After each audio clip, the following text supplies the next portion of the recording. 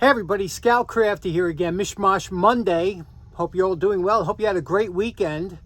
Couple things to talk about today. I woke up this morning, had a little bit of a headache. You ever get that? You ever wake up in the middle of the night and you can't get back to sleep because you get those thoughts that keep you awake?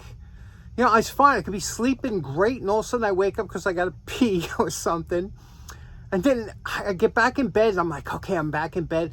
And then the thoughts start, you know, like the worry thoughts, you know, and do I have to do this and do I have to do that? And how's, you know, things you have to do in the house and whatnot, you know. I got to tell you, you know, I guess I've always been a bit of a worrier, you know, and maybe it's a good thing and a bad thing. It's got its pros and cons. Like if you're a worrier, you tend to prepare for the future, right? Because you're worried about, you know, being broke or whatever. So you save money, things like that. But in the other sense, you worry about stupid things, you know, things that get on your mind and whatnot, you know, current events and all these things. That's why I can't watch the news, obviously. And even though I consider myself an optimist, you know, I always see the glasses half empty or half full rather. But what happens is the news portrays it in a different way, and you just sit there and you dream or you think about it at night. And you say, "Oh my God, what, you know?" And I can't get back to sleep sometimes for an hour or so, and so you go on YouTube or something just to try and put yourself to sleep, and that kind of makes it worse. Ever happened to you? And you know what's funny? I often think I said, being an optimist with this crazy times we're living in, being an optimist is one way to make it through, because you always look at the silver lining of something. For example, if, you know, crime in New York City is through the roof, right? But as an optimist, you say, you know, cops are making great overtime. You know, so there's always a silver lining somewhere. I think the only thing better than being an optimist is one of those people that just don't give a crap. Do you know what I mean? You know those people, and I can't be that way. My father, my grandfather, we go way back for people that give a crap, but there are people that just don't give a crap about anything, and nothing bothers them. And I think that's a good thing sometimes. Sometimes I wish I had a little bit of that, because too many things bother me, and I wish they didn't, you know. Do you ever get that way? Sometimes you say, man, you know, road rage. Some people get bad road rage. You're driving, somebody cuts you off, and you know what's even worse? Like if they cut you off and you beep the horn because they obviously cut you off, and then they give you the finger. Now, if I don't know who you are, that you could just say and just let it go, that instantly makes my blood boil, right? Are you like that? I mean, sometimes people just need to be set straight, and sometimes I feel like I'm the only one because people ignore it. Everybody's walking around. It seems like where I live, a lot of people just don't give a crap because they don't let it bother them, or they're just not going to get involved. They've had people fake illnesses and people just walk right over them, right past them. Because, you know, you don't know today. People set you up for a mugging. It's crazy, right? So I don't know. Wish I didn't worry as much.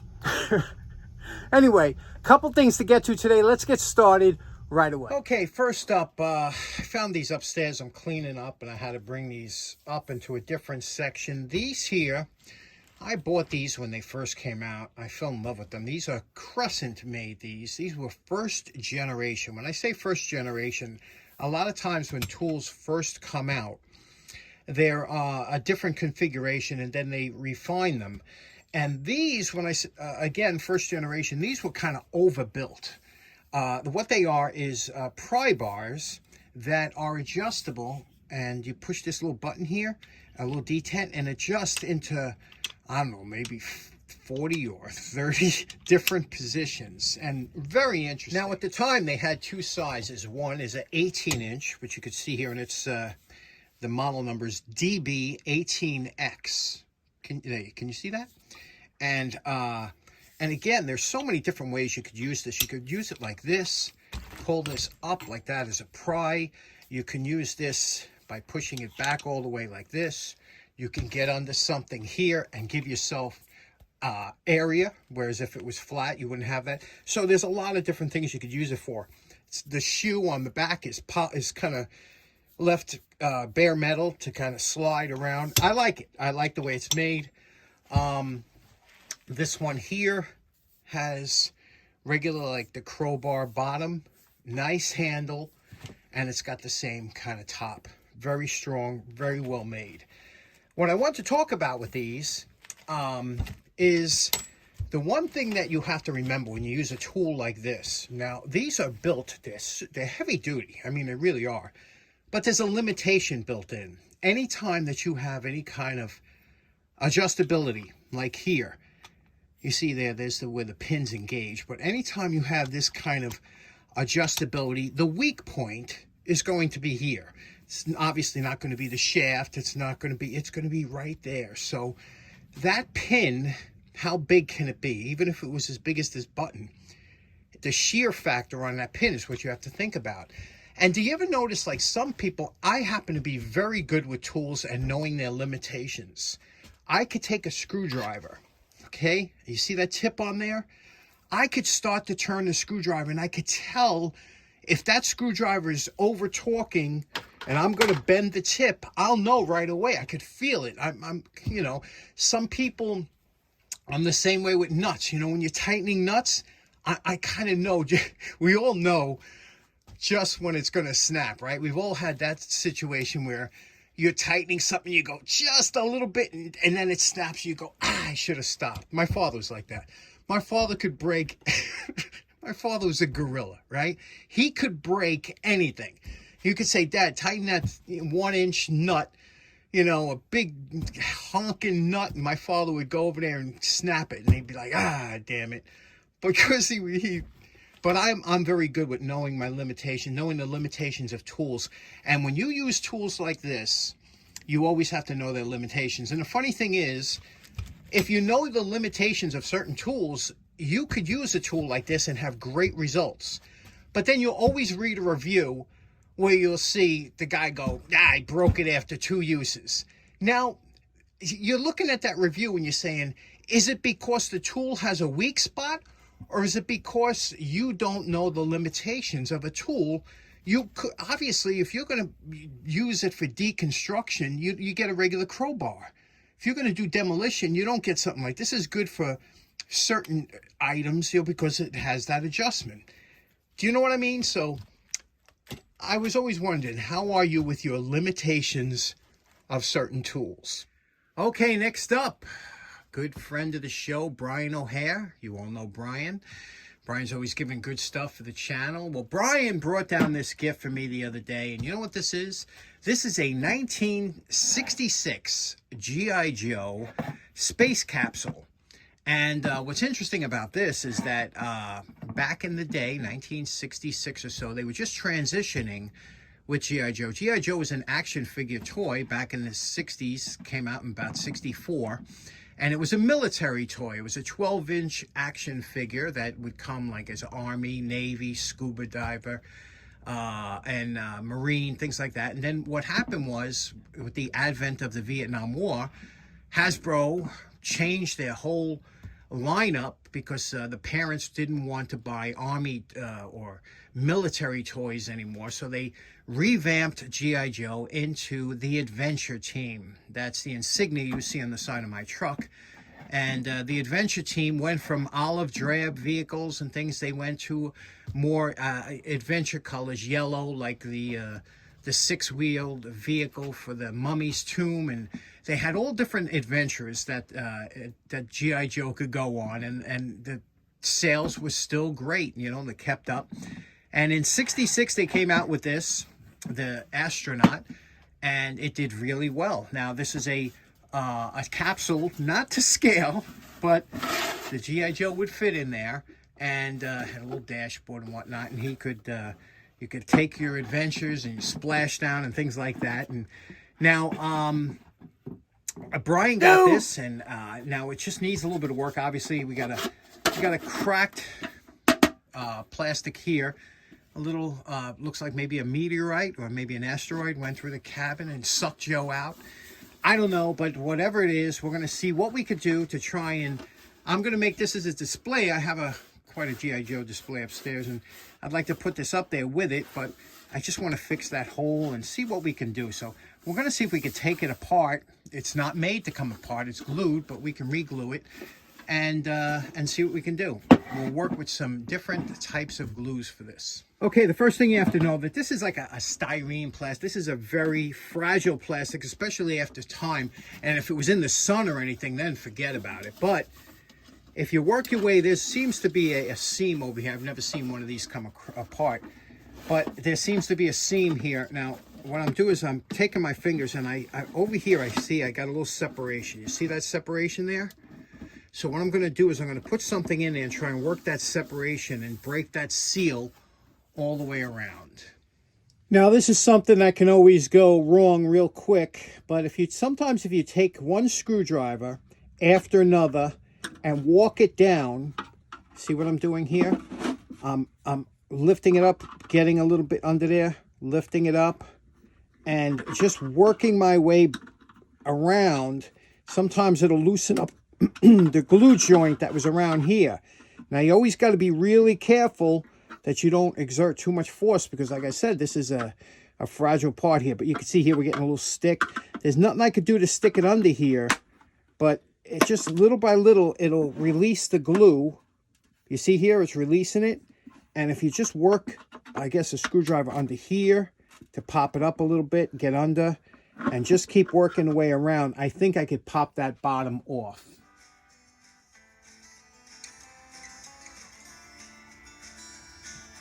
And we have success. Look at that. And you can see how we pulled it apart here. Some of the plastic stuck here, but that's okay because it will line up exactly when we go to put it back together. Once we line up those actual spots like here, that'll line up back when we get it back together. So that's good. Now we got to get, okay, that's nice. So basically, and this should come out here. Okay. And then this is the last piece. Will this come out? Because this has to come out in order to get to that hub. But so far, so good, right? Okay, we incurred a little bit of damage getting this out, but we were able to get it out. Some of the piece still stuck in there. Now what we're going to do is we're going to wash everything. Now's the time to do it. This thing is filthy. We'll take it over, wash everything. You know, if you flatten this out, you know, if it wasn't cracked, I could make a new one of these, but I would need the right gauge. A little bit of damage there. I would need the right thickness plastic, but we'll see what we can do. We'll clean this up. Now we washed everything down with Comet, but this is Plastex. Fantastic product. Crappy container it comes in. It disintegrates. But you can see here we could take off some of the, you know, maybe scuffs or things like that that were, I don't know where they came from or what this was, but sometimes you could scrub it off with this. That looks like it was a pretty heavy, whatever it was, maybe re-entry. You know, it's hard to get re-entry burns off of the the capsule. What I find amazing is when going through some of this, you could see that little hole there? See the hole is only one hole? That is a drain hole, because the designers at Hasbro knew that these kids were going to take this and probably do a little re-entry, throw it into a pond or something like that, and they didn't want the thing full of water, so they incorporated a drain hole so that when they pulled it out, it would drain the water. Isn't that ingenious? Because they knew the kids would play with it in that way. Okay, we took a small patch of plastic here. See that oval? Can you see that in there? Yeah, maybe you can see it's an oval in there. And we used CA glue, and we pressed it in here. So now we have a backing. You can see there, there's a clear backing, but it's a solid backing here. Now what we're going to do is we're going to take, that is a medium CA. We're going to take a thin CA, and you could buy these in small little containers, otherwise known as super glue, whatever. We're going to take this here, and I like these because they're a one-time use, and they you don't have to worry about them drying up. And we're going to use baking soda. Now, baking soda and CA glue is fantastic. I'll show you how that works. We're going to fill this in with some baking soda, and then we're going to drip the CA on top. Okay, the key is to add some CA glue, okay, and you look at it from the side because you want it to level out. And then what you do is you take a little baking soda and you sprinkle it on top there, okay? Sprinkle it on top. Okay, the baking soda will absorb the CA, and then when you blow it off, all that remains is the CA. You see that gets rock hard, and it's almost like a super hard Bondo almost. So there we go. That's our repair. Now we can again blow out that remaining CA, and then we could paint to match. Now, when reassembling this, there might be a chance later down the road somebody might come across another canopy glass or something that wants to do and replace it. So I'm putting this on with wood glue. Wood glue would be much easier to pop this off. Then it still would hold, but then a CA glue. Once that CA glue is on there, it's pretty much permanent. So I'm doing this for future restorations. And we're calling this project done. We just wanted to, now this is called the 3-foot rule. Okay, now if it don't jump out at you from 3 feet away, you figure you're pretty good. But you can see right there, there's the repair we made. Not too bad, right? Considering it used to be a big gaping black hole. We couldn't really do anything other than clean it. Over here, we glued in a piece here. You can see. We glued a piece in and covered it, just so it won't, it's a solid fix as far as not breaking anymore or the crack not spreading. But this is a display. This will be up on a shelf or something, as you can see, like the rest of the things. I enjoy, I like it. It looks good. And like I said, the 3-foot rule for that piece up there, you know, that paint, this color is a hard color to match. I guess it's called putty. Would you say that color is putty? It's a hard color to match. But anyway, there we go. Ready for another adventure. I got to find a pond and do a splashdown. Okay, so in closing, special thanks to my good friend Brian Ohare for the G.I. Joe space capsule, circa 1966. Almost as old as me. Came out good and ready for some more adventures. I hope you have a great start of your week. We will see you again on Wednesday. Take care now. Don't worry. Bye-bye.